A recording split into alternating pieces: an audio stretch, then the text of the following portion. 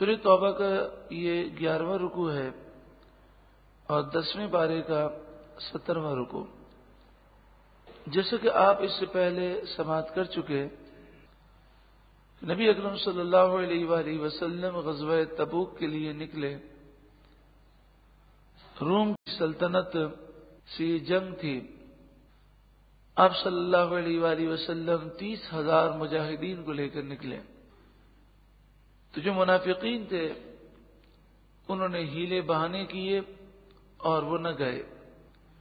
عام طور پر منافقین اپنے نفاق کو چھپاتے تھے، لیکن اس موقع پر انہوں نے اپنے نفاق کو ظاہر کر دیا، گو کہ انہوں نے ہیلے بہانے کیے مگر وہ کسی طور پر بھی آنے کے لیے تیار نہ تھے، کیونکہ ان کا یہ خیال تھا کہ روم جو ہے وہ سپر طاقت ہے اور اس سے ٹکراؤ جو ہے موت کو دعوت دینا ہے۔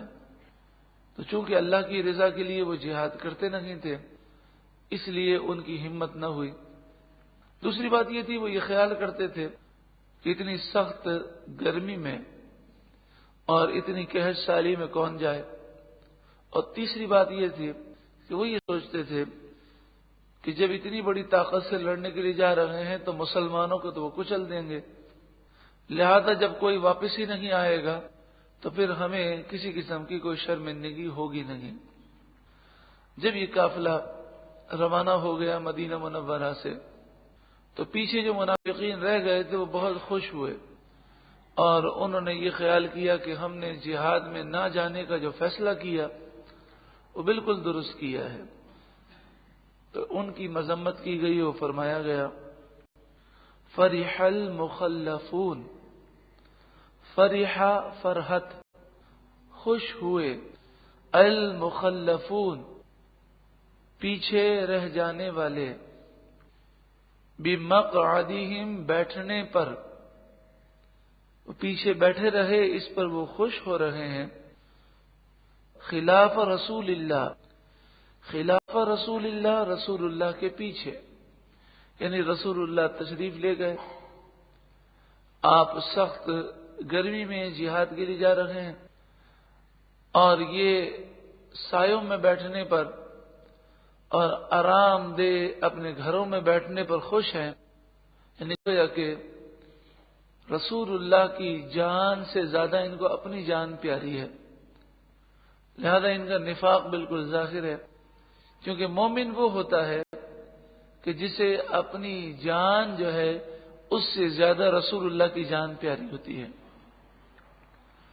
کریہو، اور انہوں نے ناپسند کیا، ان یجاہدوا باموالہم وانفسہم فی سبیل اللہ، کہ وہ اللہ کی راہ میں اپنے مال اور اپنی جانوں سے جہاد کریں، اس جہاد کو انہوں نے ناپسند کیا۔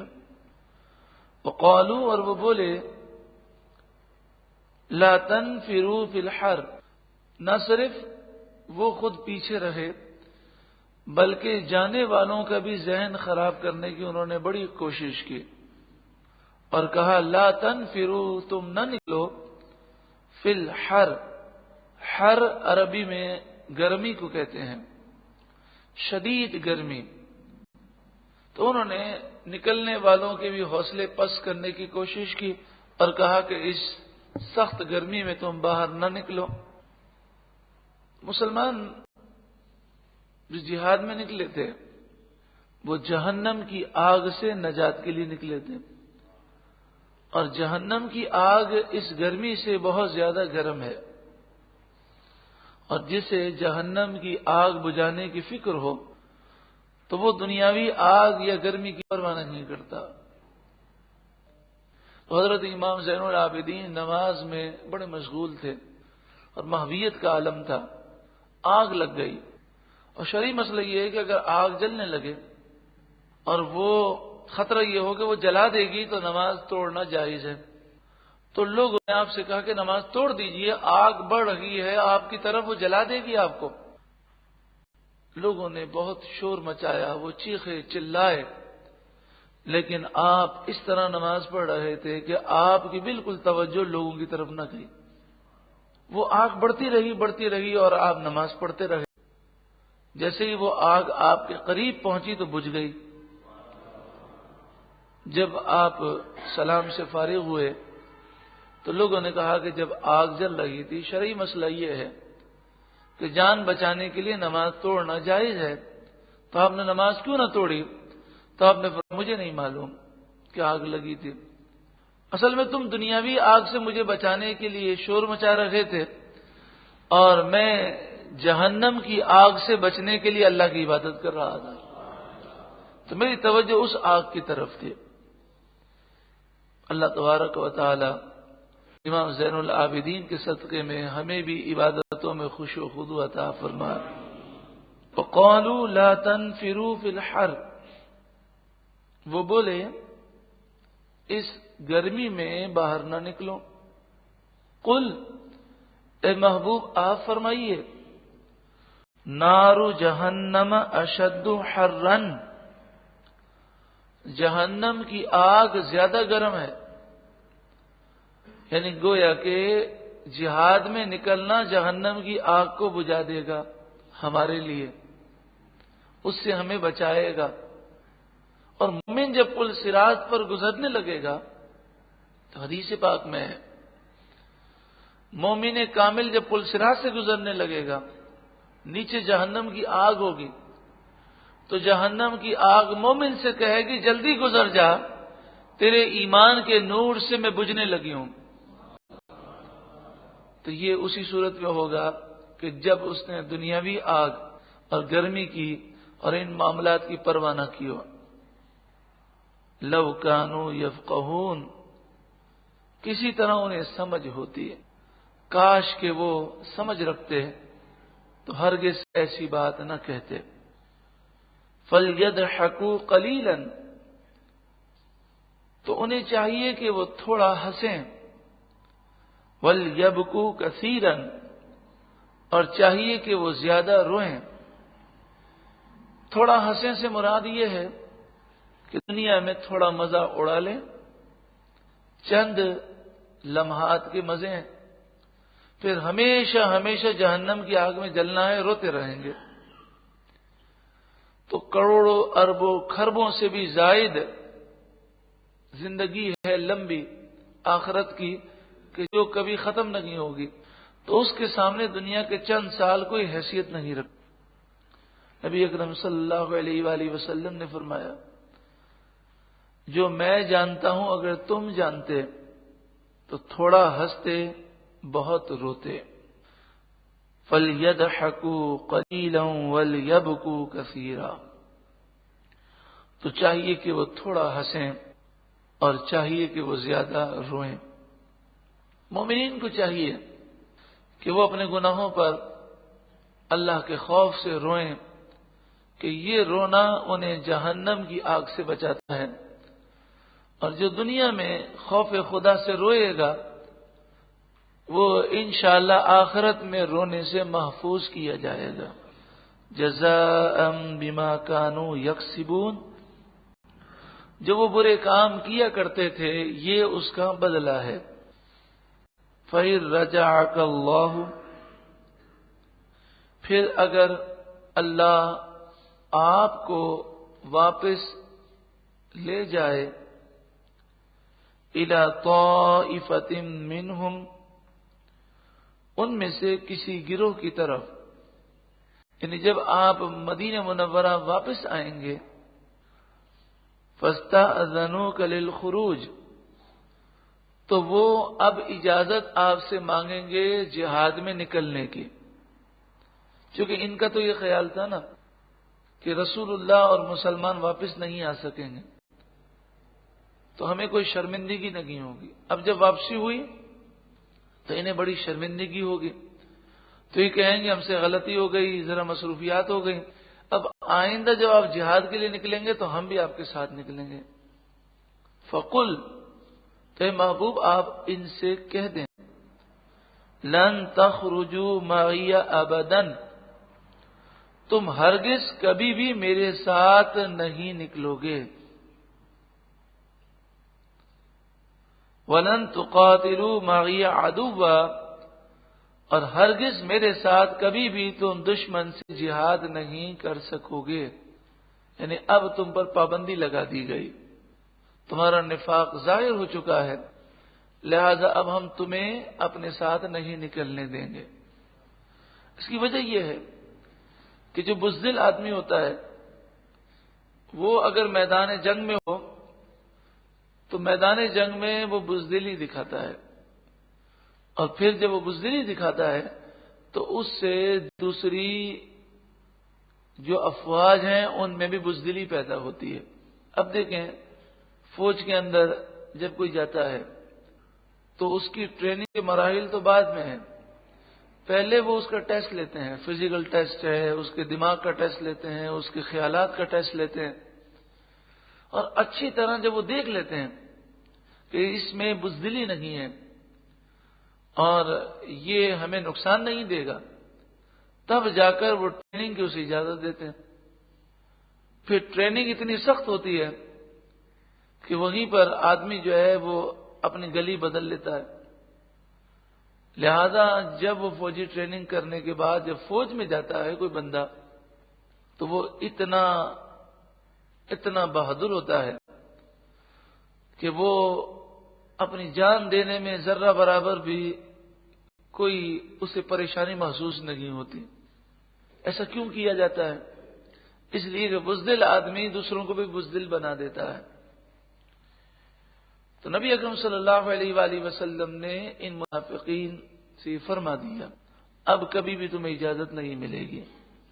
انکم ردیتم بالقعود، بے شک تم بیٹھنے پر راضی ہو گئے، اول مرہ پہلی مرتبہ، فقعدوا تو اب بیٹھے رہو، مع الخالفین پیچھے بیٹھنے والوں کے ساتھ، تو تم اب بیٹھے رہو، اب ہمارے ساتھ کبھی جہاد میں نہ آنا۔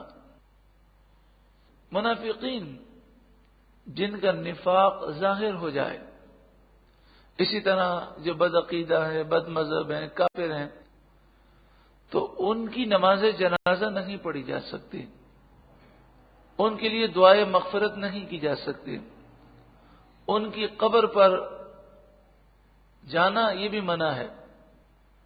لیکن ایک طرف دنیاوی معاملات ہیں، ایک طرف انٹرنیشنل ماحول ہے، ایک طرف لوگ کیا کہیں گے، تو آپ اپنے ذہنوں سے ساری باتیں نکال لیں۔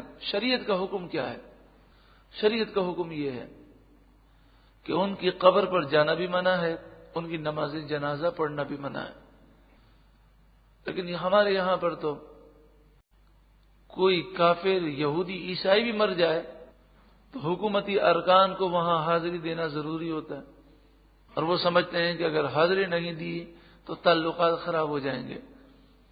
قرآن مجید فرقان حمید کی تعلیمات سے بہتر کوئی اور تعلیمات نہیں ہے، اور اللہ اور اس کے رسول کے فرمان میں جو حکمتیں ہیں وہ حکمتیں اگر ہماری سمجھ میں نہ آئے پھر بھی ہمیں عمل کرنا چاہیے۔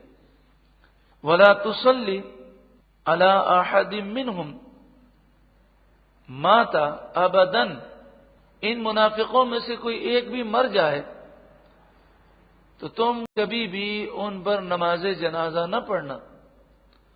وَلَا تَقُمْ عَلَىٰ قَبْرِهِ، اور اس کی قبر پر کبھی بھی تم کھڑے نہ ہونا۔ انہم کفروا باللہ ورسولہ، بے شک انہوں نے اللہ اور اس کے رسول کے ساتھ کفر کیا۔ وماتوا وہم فاسقون، اور وہ کفر ہی کی حالت میں مر گئے۔ بعض مفسرین نے فرمایا یہ آیت کریمہ اس موقع پر نازل ہوئی کہ نبی اکرم صلی اللہ علیہ وآلہ وسلم کو پہلے اجازت تھی کہ آپ منافقوں کی نماز جنازہ پڑھا سکتے ہیں، تو نبی اکرم صلی اللہ علیہ وآلہ وسلم تو شفقت فرماتے ہیں، رحمت فرماتے ہیں۔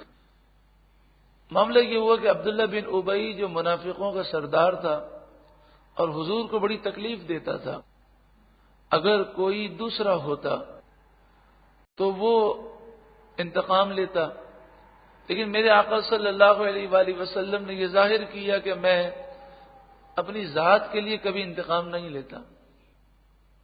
تو لوگ یہ سوچ رہے تھے کہ عبداللہ بن ابی اتنا حضور کا دشمن تھا، تو اب نبی اکرم صلی اللہ علیہ وآلہ وسلم اس کے مرنے کے بعد کوئی سخت آرڈر جاری کریں گے، لیکن نبی اکرم صلی اللہ علیہ وآلہ وسلم نے اپنے کرم کو ظاہر کیا۔ ہوا یہ کہ عبداللہ بن ابی کا جو بیٹا تھا وہ سچا پکا عاشق رسول تھا، تو اس نے یہ کہا کہ یا رسول اللہ میرے والد کی نماز جنازہ پڑھا دیں، تو آپ نے اس کو عزت افزائی دی کہ اس کے کہنے پہ میں پڑھا رہا ہوں، تو اس سے صحابہ کرام کے درمیان ان کا مقام و مرتبہ بلند ہوا۔ تو یہ نبی اکرم صلی اللہ علیہ وآلہ وسلم کا طریقہ مبارک ہے کہ اگر کوئی کافر ہے یا کوئی منافق ہے اور اس کا بیٹا عاشق رسول ہے تو میرے آقا نے اسے بڑا مقام و مرتبہ دیا۔ جیسے ابو سفیان، وہ کافروں کے سردار تھے، اور ان کی بیٹی ام حبیبہ، اور حضرت ابو سفیان تو بعد میں ایمان لے آئے، لیکن اس وقت کی بات ہے جب وہ کافروں کے سردار تھے۔ ان کی بیٹی ام حبیبہ وہ اپنے شوہر کے ساتھ ہجرت کر کے جاتی ہیں حبشہ، اور وہاں ان کے شوہر جو ہیں مرتد ہو جاتے ہیں اور عیسائی بن جاتے ہیں اور مر جاتے ہیں۔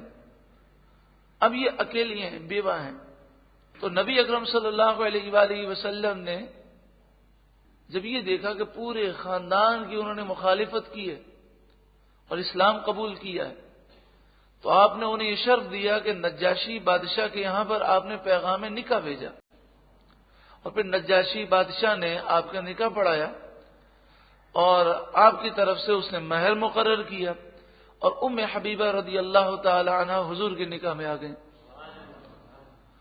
تو حضور صلی اللہ علیہ وآلہ وسلم نے عبداللہ بن ابی کا بیٹا جو عاشق رسول تھا اس کے کہنے پر اور اس کی دلجوئی کے لیے اور اسے مقام و مرتبہ دینے کے لیے آپ نے کہا ٹھیک ہے، آپ کہتے ہیں تو میں نماز جنازہ پڑھاؤں گا۔ وہ کہنے لگے یا رسول اللہ آپ اپنا قمیض بھی دے دیں اسے کفن میں، تو آپ نے فرمایا ٹھیک ہے کفن میں قمیض بھی دیں گے۔ اس نے کہا یا رسول اللہ اپنا لعاب دان مبارک اس کے منہ میں ڈال دیں، تو آپ نے فرمایا میں تمہاری خاطر یہ بھی کروں گا۔ تو صحابہ کرام حیران تھے کہ اتنا بڑا دشمن اور حضور یہ کر رہے ہیں، لیکن جو رسول اللہ کی نگاہ دیکھ رہی تھی وہ کوئی نہیں دیکھ رہا تھا۔ تو حضور صلی اللہ علیہ وآلہ وسلم جب یہ کرنے لگے تو منافقین کو یہ علم ہوا کہ یہ مرنے لگا تھا عبداللہ بن ابی، تو اس نے اپنے بیٹے سے یہ کہا تھا کہ حضور سے کہنا میری نماز جنازہ پڑھیں، حضور سے کہنا کہ اپنا قمیض دیں مجھے، اور حضور سے کہنا اپنا لعاب دہن مبارک میرے منہ میں ڈالیں۔ تو جو منافقین تھے انہوں نے دیکھا کہ اچھا یہ ہمیں ساری زندگی گمراہ کرتا رہا، اور موت کے وقت اسے رسول اللہ کی یاد آئی، یعنی مطلب یہ کہ دل سے وہ سمجھتا تھا کہ ان کی مخالفت مجھے تباہ کر دے گی، لیکن دنیا کی خاطر اس نے مخالفت کی ہے، تو ان کے دل ایمان سے روشن ہوئے، اور جب حضور کا انہوں نے کرم دیکھا تو 1000 منافقین اس وقت توبہ کر کے مسلمان ہو گئے۔ تو حضور صلی اللہ علیہ وآلہ وسلم دیکھ رہے تھے کہ 1000 منافقوں کو اسلام ملے گا، تو آپ نے اس لیے یہ معاملہ کیا۔ حضرت عمر بار بار کہنے لگے یا رسول اللہ آپ نہ کریں، تو آپ صلی اللہ علیہ وآلہ وسلم نے فرمایا مجھے اللہ نے منع نہیں کیا، اور پھر آپ نے نماز جنازہ پڑھائی، اور پھر آپ نے یہ بھی فرمایا کہ فائدہ اسے اس صورت میں ہوگا کہ اگر اس کا خاتمہ ایمان پر ہو، یعنی یہ تو میں نے در حقیقت ان منافقین کو ایمان کی طرف راہ دکھانے کے لیے کیا ہے، اور عبداللہ بن ابی کے بیٹے عاشق رسول کو مقام و مرتبہ دینے کے لیے کیا۔ جب یہ معاملہ ہو گیا تو پھر اس کے بعد یہ آیت نازل ہوئی۔ اس سے یہ ظاہر ہو گیا کہ اگر اللہ تعالی کی طرف سے ممانعت ہوتی تو یہ آیت پہلے نازل ہو جاتی، کیونکہ ایسا تو نہیں کہ جبریل امین کو اترتے ہوئے بڑی دیر لگتی ہے، تو جبریل امین تو 1 سیکنڈ کے بھی کروڑویں حصے میں نیچے آ جاتے ہیں، اس سے بھی جلدی۔ تو یہ آیت لے کر جبریل بعد میں آیا، یعنی اللہ تعالیٰ کی طرف سے اجازت تھی، اور اللہ تعالیٰ سب سے زیادہ جاننے والا ہے اس کی حکمتوں کو۔ جب یہ آیت نازل ہو گئی اس کے بعد نہ کبھی کسی مسلمان نے کسی بد عقیدہ کی نماز جنازہ پڑھی، اور نہ رسول اللہ نے کبھی کسی بدعقیدہ کی نماز جنازہ پڑھائی. اور آپ سمجھ چکے کہ یہ ساری برکتیں یہ صرف اور صرف 1000 منافقین کو اسلام کی طرف لانے کے لیے تھیں، اور عبداللہ بن ابی کے بیٹے کو مقام و مرتبہ دینے کے لیے. یہاں پر آخر میں یعنی اس واقعے کے اینڈ میں ایک اہم نقطہ سمجھ لیں. عقیدہ درست ہو تو تبرکات کا فائدہ ہے، اور عقیدہ درست نہ ہو تو مدینے میں رہنے کا بھی کوئی فائدہ نہیں ہے. عبداللہ بن ابی کہاں تھا؟ مدینے میں تھا. سارے منافقین کہاں تھے؟ مدینے میں. نمازیں کس کے پیچھے پڑھتے؟ رسول اللہ کے پیچھے. تو حضور صلی اللہ علیہ وآلہ وسلم کا کرتا مبارک، لعب دہن مبارک، نماز جنازہ پڑھانا، تو یہ عمل یہ بتاتا ہے کہ اگر کوئی مدینے میں ہو، مکے میں ہو، خانہ کعبہ پر اس کی ڈیوٹی لگی ہوئی ہو، حجر اسود کے بوسے اس کی اجازت سے لوگ لے سکتے ہوں، خانہ کعبہ کے دروازے کی چابی اس کے پاس ہو، کتنے بھی تبرکات ہوں، اگر وہ رسول اللہ کا عاشق ہے، عقیدہ درست ہے تو فائدہ ہے، ورنہ کوئی فائدہ نہیں. اور اگر عقیدہ درست ہو، تڑپ سچی ہو، لیکن وہ مدینے سے دور ہو، اور وہ قرن میں ہو، یمن میں ہو، اور عشق رسول ہو، جیسے حضرت اویس قرنی کہ مدینہ حاضر نہ ہو سکے، لیکن رسول اللہ نے یمن کی طرح رک کر کے فرمایا محبت کی خوشبو یہاں سے آ رہی ہے. تو اصل بات ہے عشق ہونا چاہیے، ایمان ہونا چاہیے. انہم کفروا باللہ ورسولہ وماتوا وہم فاسقون. معلوم کے ذہنوں میں خیال آتا ہے کہ جب یہ اللہ کے دشمن ہیں تو اتنا مال اور اتنا اسباب انہیں کیوں ملا؟ وَلَا تُعْجِبْكَ أَمْوَالُهُمْ وَأَوْلَادُهُمْ. ان منافقوں کے مال اور ان کی اولاد تمہیں تعجب میں نہ ڈالے، تم ان کو پسند کی نگاہ سے نہ دیکھو. یہ تو اللہ تعالیٰ نے ان پر وبال کی صورت میں نازل کی ہیں. نیک آدمی کے لیے نعمت نعمت ہے، اور کافر کے لیے اور منافق کے لیے نعمت جو ہے وہ وبال ہے کہ کل بروز قیامت اس پر سوال کیا جائے گا. چونکہ اس نے شکر ادا نہیں کیا تو ہر نعمت کے بدلے میں اسے سزا ملنی ہے. انما یرید اللہ ان یعذبہم بہا فی الدنیا. اللہ تو یہی چاہتا ہے کہ انہیں جو مال دیتا ہے اس کے ذریعے دنیا میں اللہ تعالیٰ ان پر وبال ڈالے. مال کو سنبھالنا، مال کے لیے محنت، مشقت، یہ سب ان کے لیے وبال ہے، کیونکہ آخرت میں ان کے لیے کوئی صلہ نہیں. وَتَزْهَقَ أَنفُسُهُمْ وَهُمْ كَافِرُونَ. اور ان کی جانیں کفر کی حالت میں نکلیں. یعنی یہ مال انہیں غرور اور تکبر کی طرف مائل کرتا ہے، لہذا کفر کی حالت میں مال ملے گا تو اور بڑے کافر بنیں گے اور دین سے دور ہوں گے. تو اللہ تعالیٰ ان سے ناراض ہے، اس لیے ان کو مال دیا گیا. یہ تو ایک حقیقت ہے کہ نیک آدمی کو مال ملے اور اللہ کا کرم بھی ملے تو پھر اس مال سے وہ ایمان کی طرف، وہ نیکیوں کی طرف اور بڑھتا ہے، اور برے آدمی کو مال ملے تو گناہوں میں اور آگے بڑھتا ہے. وَإِذَا أُنزِلَتْ سُورَةٌ. اور جب کوئی سورت نازل کی جائے، ان آمنوا باللہ، کہ اس سورت میں یہ حکم ہو کہ اے لوگو اللہ پر ایمان لاؤ، وجاہدوا مع رسولہ، اور اللہ کے رسول کے ساتھ جہاد کرو. استأذنک اولو الطول منہم. تو ان میں سے جو طاقت والے ہیں وہ بھی آپ سے رخصت مانگنے کے لیے آ جاتے ہیں. جنہیں جہاد کی طاقت ہے وہ بھی جان چھڑانے کے لیے آتے ہیں. وقالوا، اور وہ کہتے ہیں ذرنا، ہمیں آپ چھوڑ دیجئے، نکم مع القاعدین، تاکہ ہم بیٹھنے والوں کے ساتھ ہو جائیں. ردوا بأن یکونوا مع الخوالف. وہ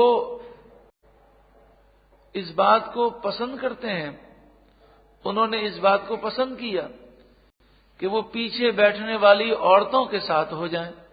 یعنی یہ ان کو جھنجھوڑا گیا کہ مرد ہو تو میدان جہاد میں جاؤ، عورت پر جہاد فرض نہیں، وہ پیچھے بیٹھتی ہیں، تو تم جو ہے عورتوں کی طرح پیچھے بیٹھنے پر راضی کیوں ہوئے؟ وَطُبِعَ عَلَىٰ قُلُوبِهِمْ، ان کے دلوں پر مہر لگا دی گئی، فَهُمْ لَا يَفْقَهُونَ، تو وہ سمجھتے نہیں ہیں۔